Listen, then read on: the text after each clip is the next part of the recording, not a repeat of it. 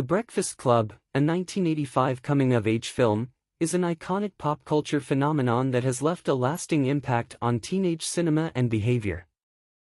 The film's characters, now in their late 50s and 60s, have become virtual high school classmates in the minds of many, sparking curiosity about their adult lives and friendships. The Brat Pack label, given to the young stars of The Breakfast Club and other 1980s coming-of-age films, has inspired varying degrees of frustration among the actors, providing potential inspiration for a sequel. For anyone who grew up in the 1980s, the fact that the immortal 1985 coming-of-age film The Breakfast Club is nearly 40 years old seems both unfathomable and unsettling, even though the evidence of this has become increasingly and painfully clear since August 6, 2009, when the film's auteur director and writer, John Hughes, died suddenly of a heart attack at the age of 59.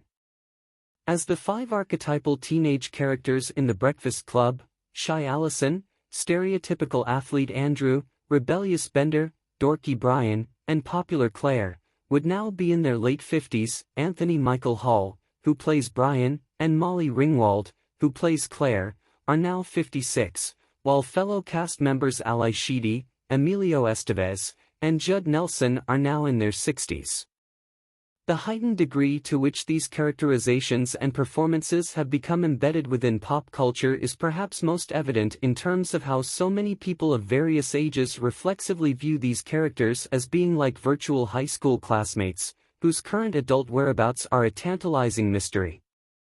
While there has been speculation about and expressions of support for a remake of The Breakfast Club, there is a much greater sense of curiosity and drama attached to what happened to these characters, both in terms of how they turned out in adulthood and whether their unlikely friendships survived beyond their Saturday detention. While all of John Hughes's teen-oriented films are iconic and memorable to varying degrees, The Breakfast Club, which marked Hughes's sophomore directorial outing after the 1984 teen comedy film 16 Candles, is the film that most clearly established Hughes's towering reputation for being a patron saint of teenage alienation and angst. One of the most affecting and disarming aspects of The Breakfast Club, which had a production cost of approximately $1 million, is the sheer simplicity of its construction and format.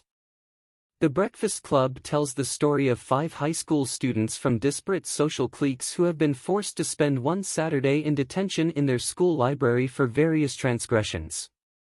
Almost the entire film takes place in and around the school library, where the teenagers slowly begin to relate to one another.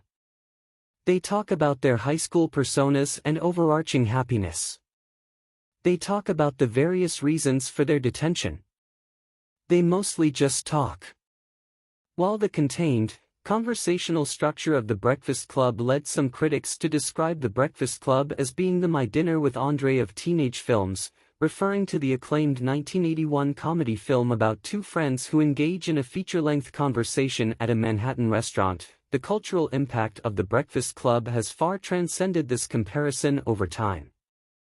By giving its teenage characters increased emotional depth and making them much less stereotypical than has been seen in most other teenage-oriented films, by influencing several ensuing decades of teenage cinema and overall teenage behavior, The Breakfast Club has gained a reputation for being the Citizen Kane of the teen film genre.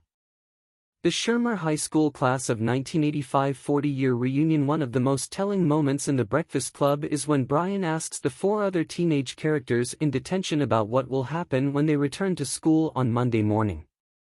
Will the friendships that they've developed with one another in Saturday detention continue, or will the characters revert to their traditional high school cliques and avoid one another? Perhaps the most interesting scene in The Breakfast Club, in the context of a potential sequel, involves a confrontation between the film's most worrisome character, Bender, and Richard Vernon, the perpetually frustrated Shermer High School vice principal who oversees the Saturday detention. During a confrontation between Bender and Vernon, Vernon tells the four other teenagers that if they each want to have a good laugh, they should find Bender in 10 years. This represents a brutal takedown of Bender, whose triumphant raised fist gesture while walking across the school's football field in the film's final scene can be viewed as being either the beginning of a positive turning point for Bender or the peak of the rest of his life. Of course, A major aspect of the enduring legacy of The Breakfast Club is evident in how the film served to install its young stars as charter members of the Brat Pack, the derogatory term given to the select group of young performers who appeared alongside one another in several coming-of-age and 1980s films, led by The Breakfast Club. In the 2024 documentary film Brats, Emilio Estevez and Ally Sheedy lament their seemingly inescapable attachment with the Brat Pack label and teen film genre, while Anthony Michael Hall, Judd Nelson, and Molly Ringwald decline to be interviewed for the film, ostensibly because they're focused on looking to the future instead of dwelling on the past. The varying degrees of frustration that the stars of The Breakfast Club hold for the Brat Pack label provide fertile inspiration for a sequel, in terms of how the adult versions of the teenage characters perceive their teenage personas and the labels that they were forced to endure in high school. As The Breakfast Club makes clear, labels and words can have great meaning and power.